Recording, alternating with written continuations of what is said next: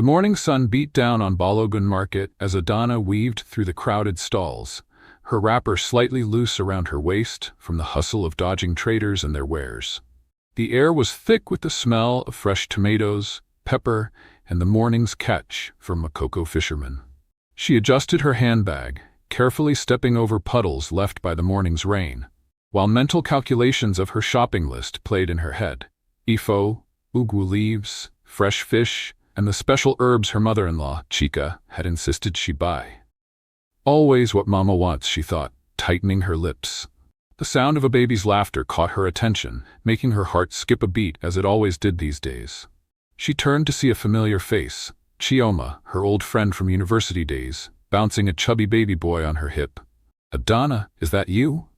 Chioma called out, her face breaking into a wide smile. Adana forced her lips into what she hoped looked like a genuine smile. "Chioma, look at you. And who is this handsome prince?" "This is Chidi, my second-born," Chioma said proudly, adjusting the baby's little blue cap. "He's 6 months old now. See how fat he is. My firstborn is in school already. Can you believe it?"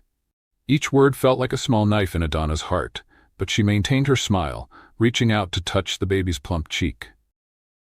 "He's beautiful, Chioma. You're truly blessed." "And you?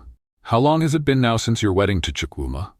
Chioma asked, her voice dropping slightly, that familiar tone of pity creeping in, the one Adana had grown to hate. 5 years, Adana replied, her fingers unconsciously playing with her wedding band. 5 years next month. And still. Chioma's voice trailed off, her eyes full of questions she was too polite to ask.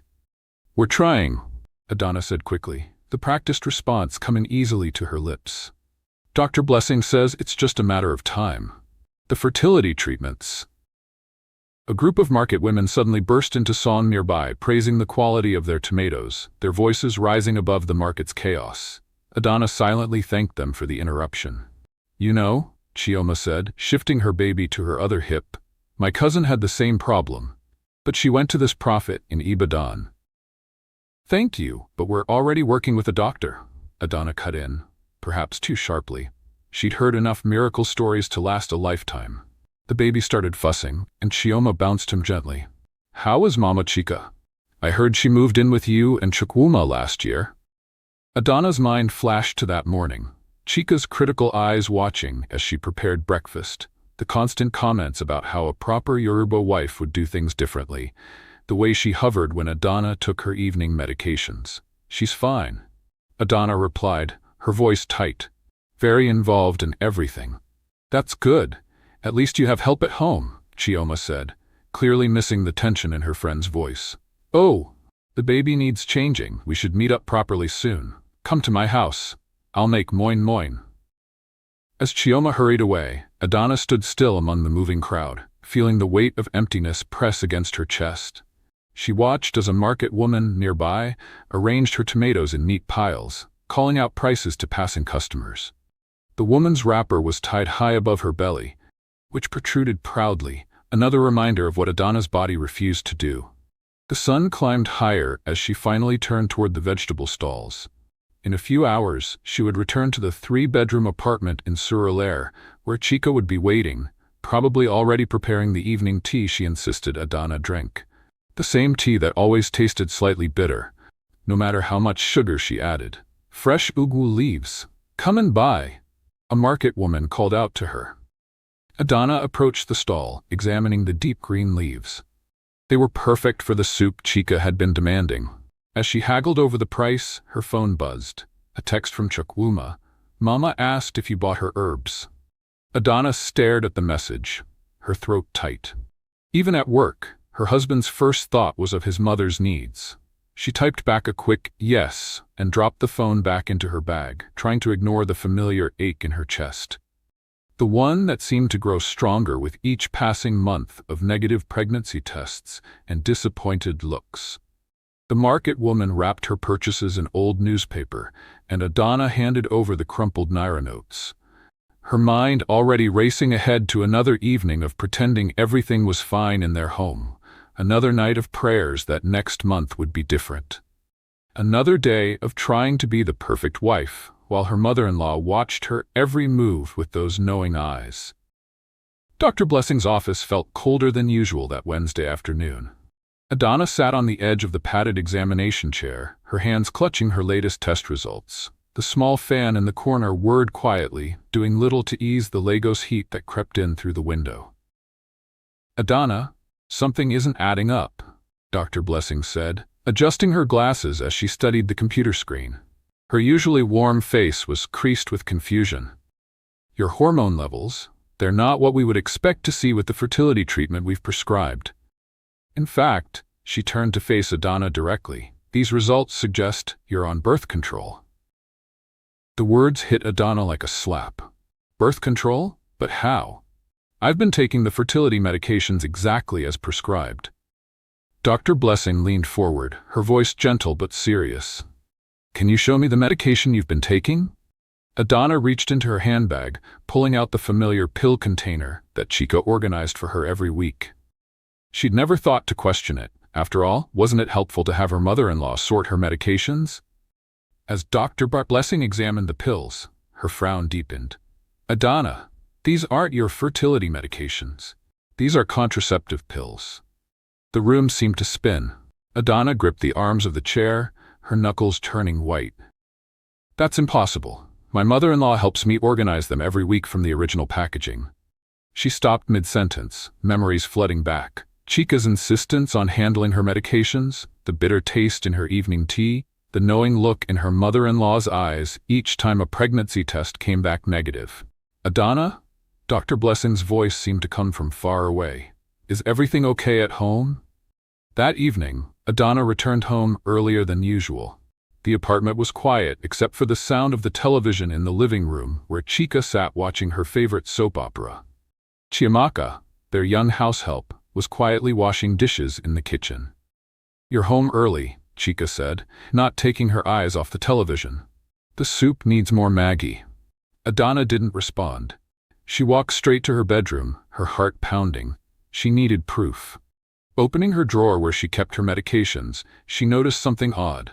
Small scratch marks around the lock, signs of tampering she'd never paid attention to before. A soft knock at the door made her jump. Chiamaka stood there, wringing her hands in her apron. "Madam," she whispered, glancing nervously down the hallway, "there's something you need to know." Chiamaka's words tumbled out in a rushed whisper. She'd seen Mama Chica switching pills in the early mornings when she thought no one was watching. She'd noticed the empty birth control packages in the trash, carefully torn to be unrecognizable.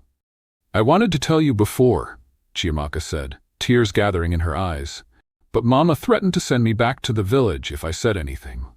My family needs this job, madam." Adana sat heavily on her bed, 5 years of confusion suddenly making terrible sense. The constant supervision of her medication, the insistence on preparing her evening tea, the way Chica would check the trash every morning, all pieces of a puzzle she'd been too trusting to see. Rising on shaky legs, Adana walked to her dressing table. Behind her jewelry box was a small camera she'd bought last week after her visit to Dr. Blessing. She'd prayed she was wrong, that her suspicions were just paranoia. The camera had been recording for 3 days. With trembling fingers, she pressed play. The footage was grainy in the early morning light, but clear enough. There was Chica entering her room at 5 a.m., carefully opening the drawer, replacing pills in the container with practiced efficiency. The evidence was undeniable. A clatter from the kitchen made her quickly hide the camera. Chica's voice rang out. "Adana, come and serve your husband's food. He'll be home soon." Adana stared at herself in the mirror, seeing the weight of 5 years of deception in her eyes. Her mother-in-law had been systematically destroying her chances of having a child, all while pretending to help, all while watching her cry month after month. The sound of the front door opening announced Chukwuma's arrival. "Mama, I bought the bread you asked for," his voice called out cheerfully.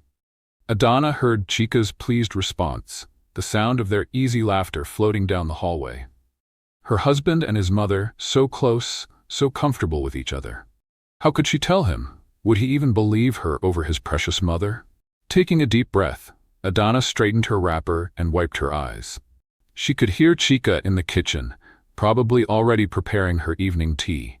But tonight would be different. Tonight, Adana would pour the tea down the sink when no one was watching.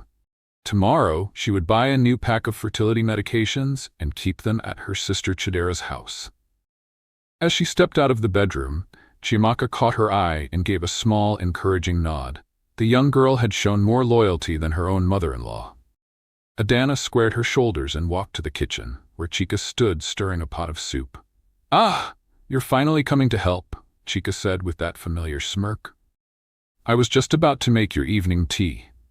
"No thank you, Mama," Adana replied, her voice steady despite her racing heart.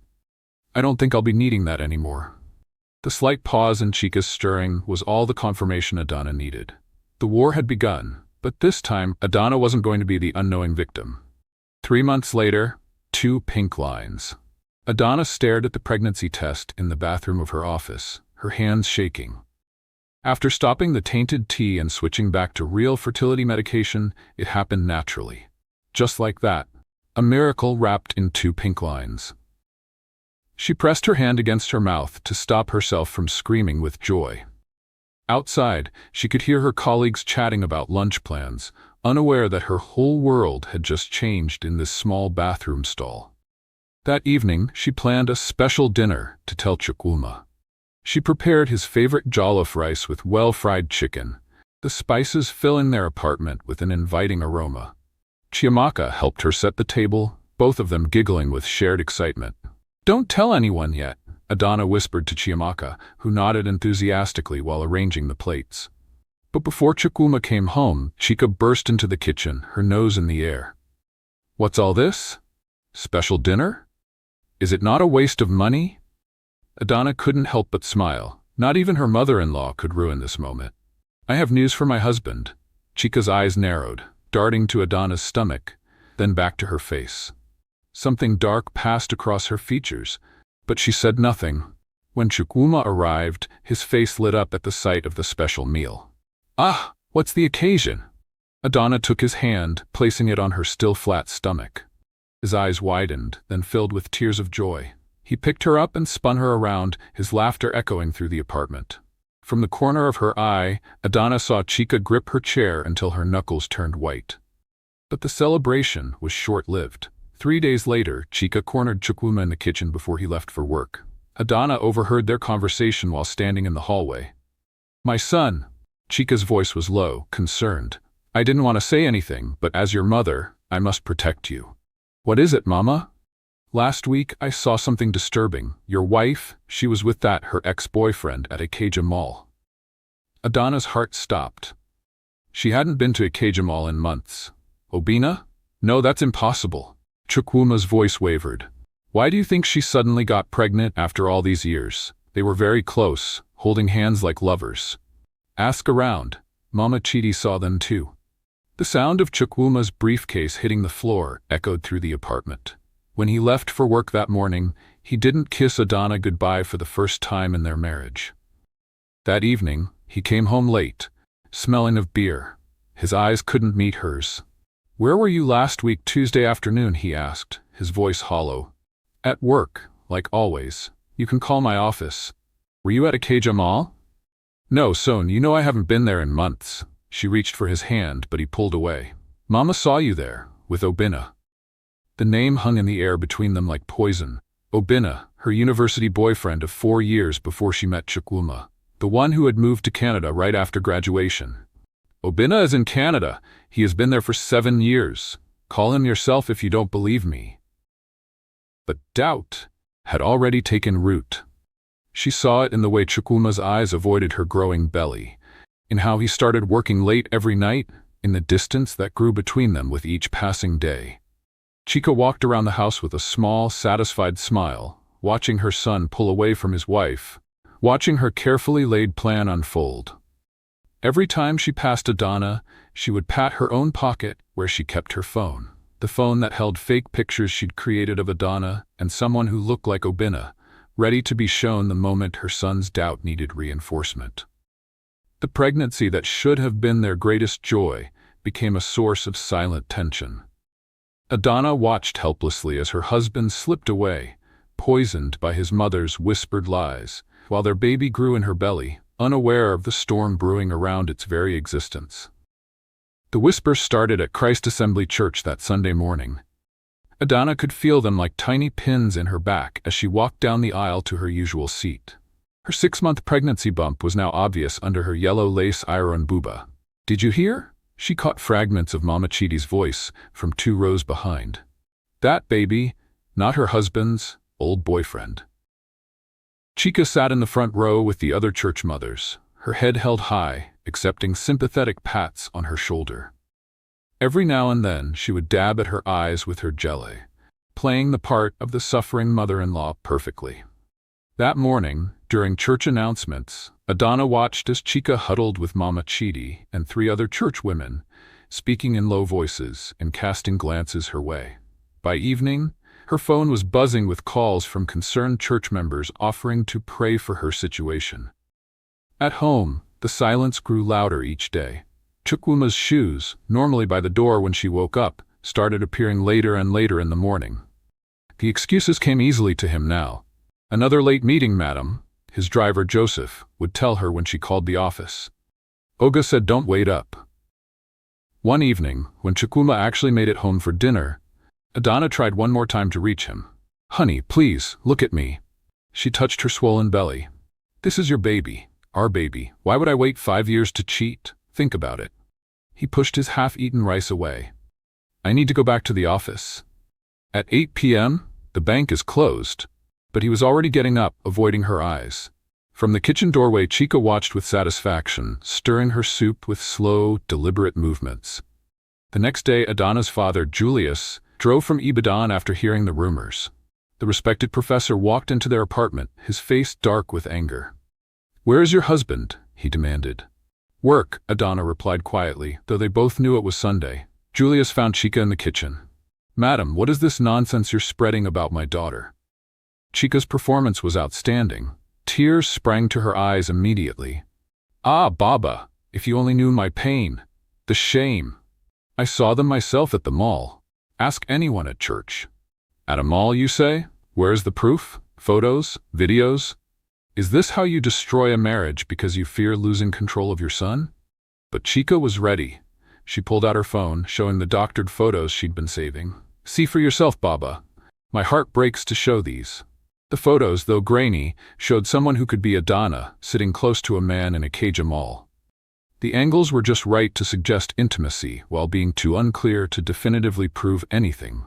Julius stared at the photos, then at his daughter. "Adana, is this you?" "Daddy, I haven't been to that mall in months. Ask my office, check my phone. That's not even Obina. He's in Canada." But the photos had done their job. Even her father left that day with a seed of doubt in his heart. The neighborhood gossip spread like wildfire. At the local market, traders would suddenly switch to whispers when Adana approached. Her usual vegetable seller, Mama Tunde, who had always given her extra portions, now counted each leaf with stern precision.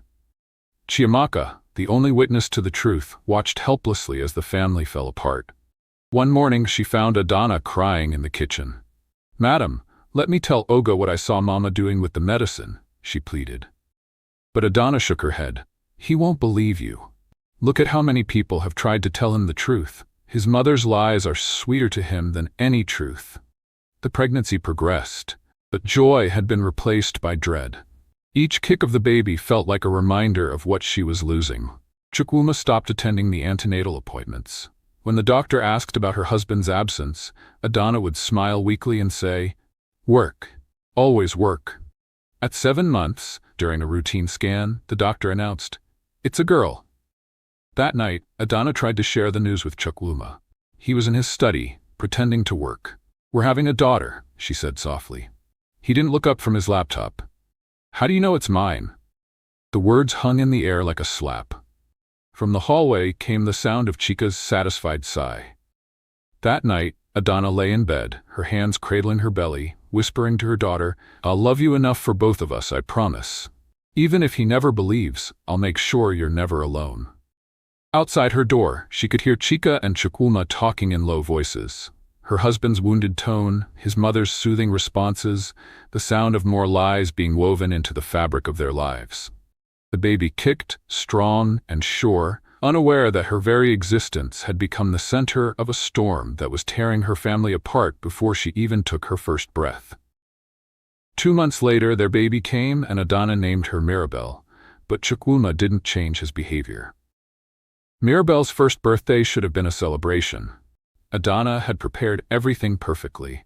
The small cake from Chocolate Royal Bakery, pink balloons floating against the ceiling, tiny party packs for the few friends who still kept in touch. The baby sat in her high chair, her dark curls adorned with pink ribbons, unaware that this day would mark the end of her parents' marriage. Chukwuma didn't come home for the party.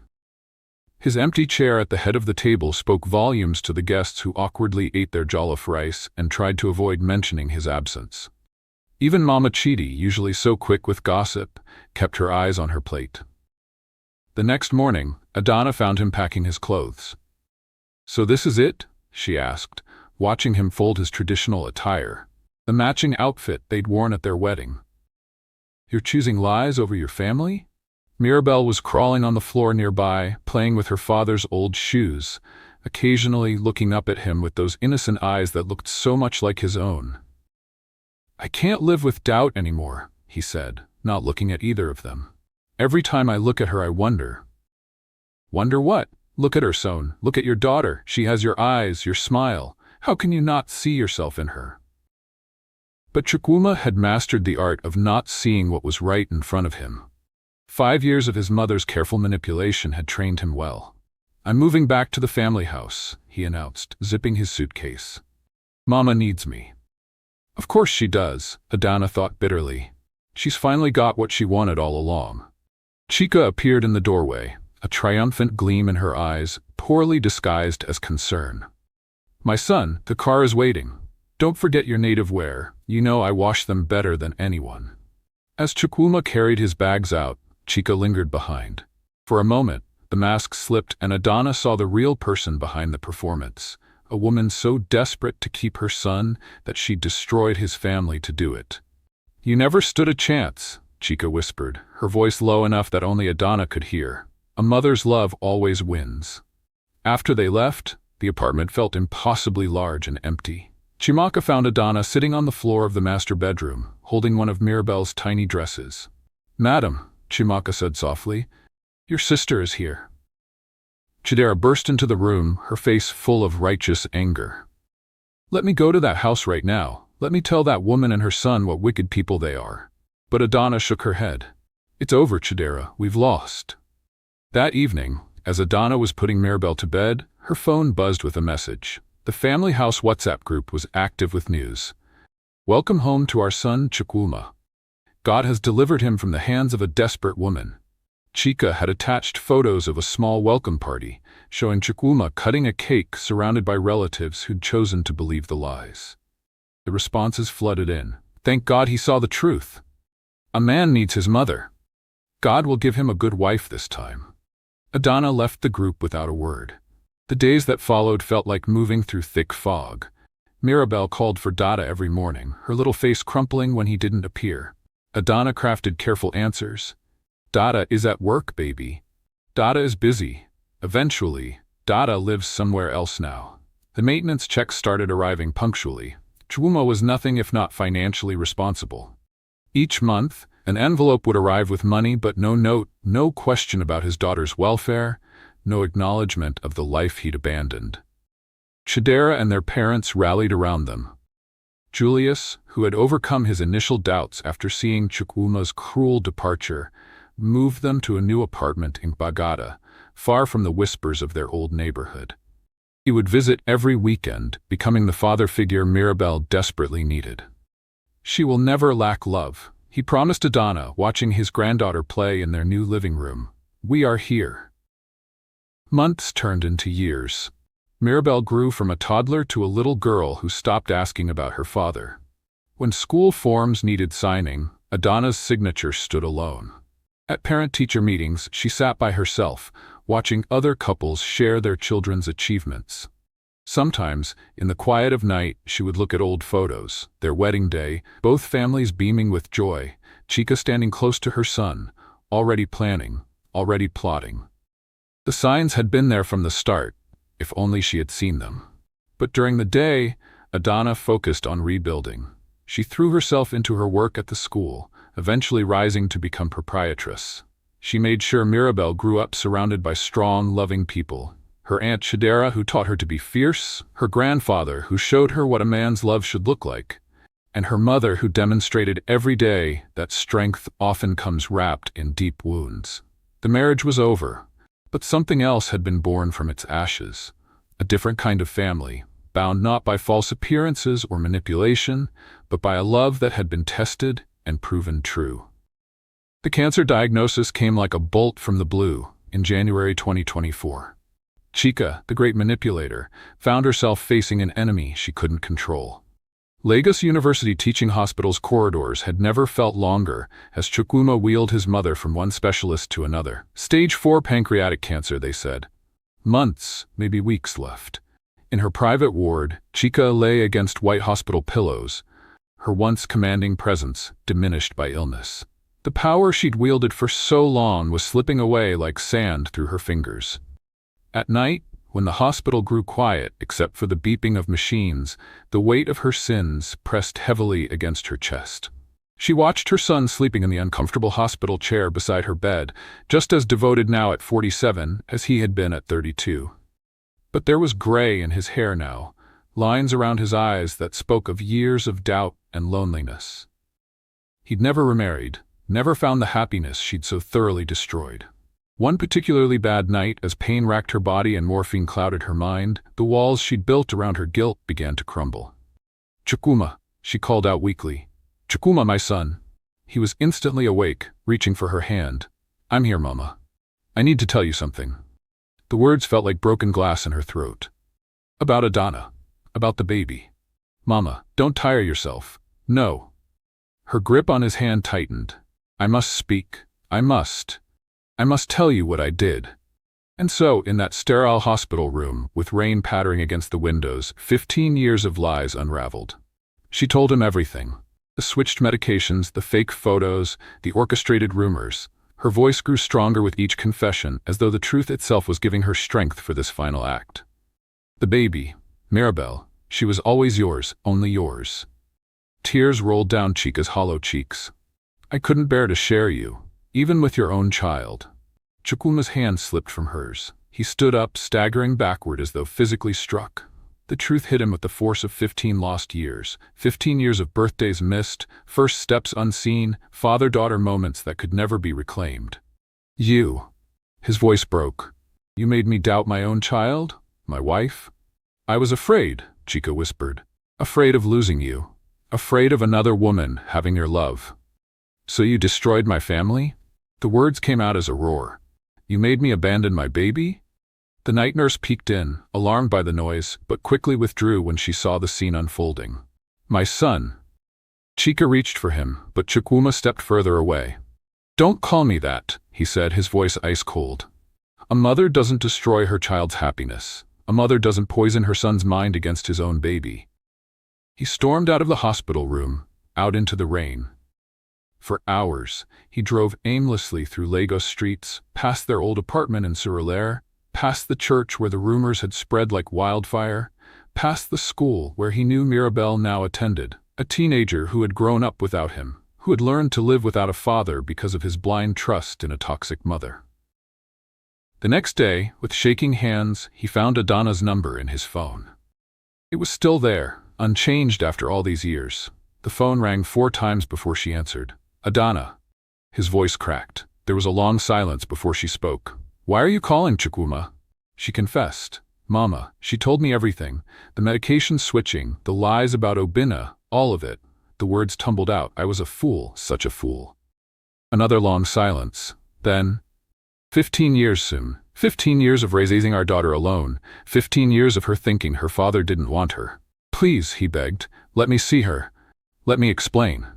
"Explain what? That you believed your mother over the woman you promised to trust forever? That you doubted your own child because of whispers and fake photos?" In the background, he heard a teenage girl's voice. "Man? Who is it?" "No one, Mirabel. Just work." The casual way Adana dismissed him felt like a knife to his heart. His own daughter's voice, nearly grown now. And he was no one. He tried again. "I'll do anything, please." "We have a life now," Adana said firmly. "A good life, without you, without your mother's poison. Don't call again." But he did call again and again. He showed up at Mirabelle's school, trying to catch a glimpse of her. She looked so much like him.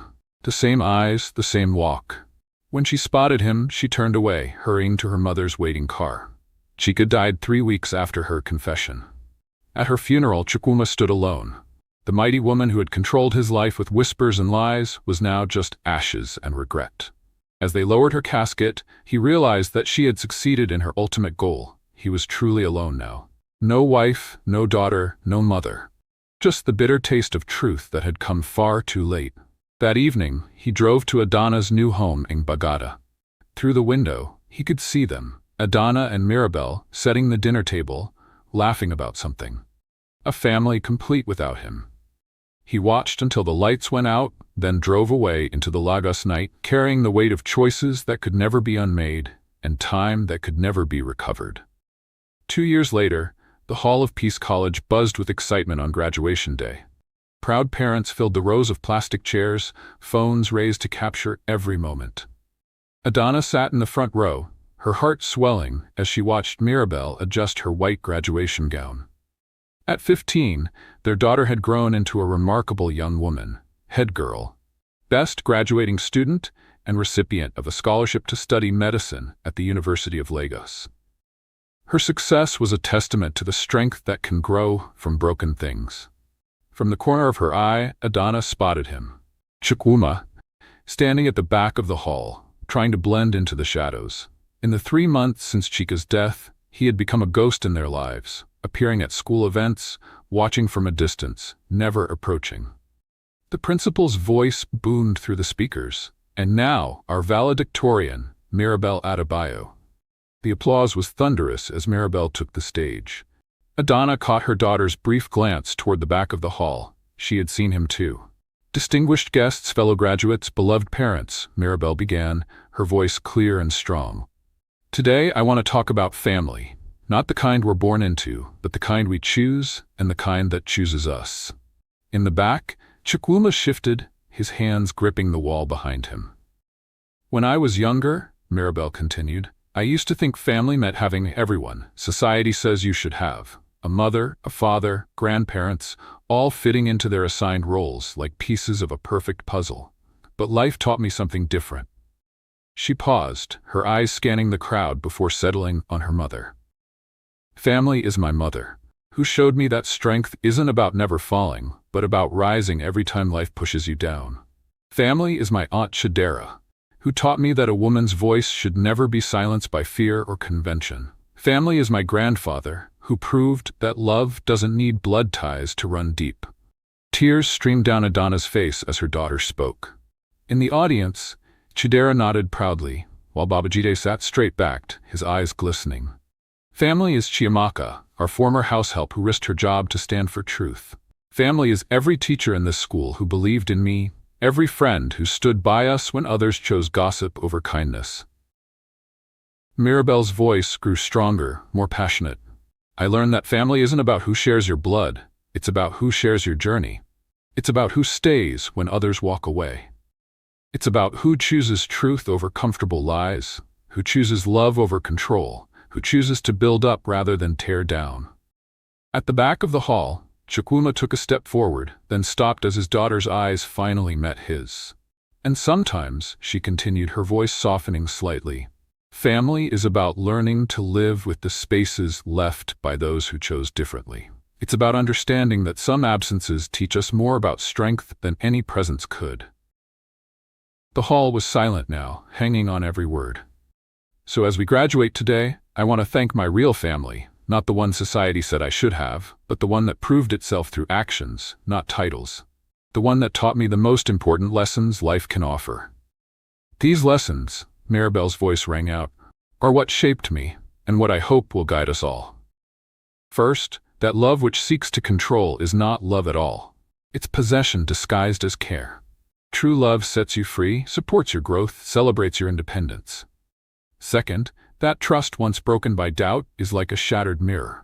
You may glue it back together, but the cracks will always show. Choose carefully who you trust, but once given, let your trust be complete. Third, that silence in the face of lies is a poison that spreads through generations. Truth, however painful, is the only antidote. Fourth, that real strength isn't found in never needing help, but in knowing when to accept it. My mother taught me this every time she let our family support us instead of struggling alone. And finally, that family, real family, is built choice by choice, day by day, through actions that prove love rather than words that only claim it. As Mirabelle concluded her speech, the audience rose in a standing ovation. Adana watched as her daughter descended from the stage, head held high, walking past the space where her father stood, acknowledging his presence, but not stopping. Later, during the reception, Chukwuma made one last attempt to approach them. But Mirabelle simply shook her head and turned away, her arm linked with her mother's, surrounded by the family that had chosen to stay. They walked out into the bright Lagos sunshine, leaving behind the shadows of what could have been, carrying forward the strength of what actually was. Behind them, Chukwuma watched his daughter leave. The price of his choices, written in every step that took her further away from him. Some wounds, the day seemed to whisper, are meant to teach us rather than heal. Some losses serve as markers of the paths we should never take again. And sometimes, the greatest act of love is simply learning to live with the consequences of our choices, carrying their lessons forward into whatever future we have left. I hope you enjoyed the story. If so, please like the video, share it with your family and friends, comment on it, and don't forget to subscribe to the channel and tap on the notification bell for more interesting stories like this one. Goodbye.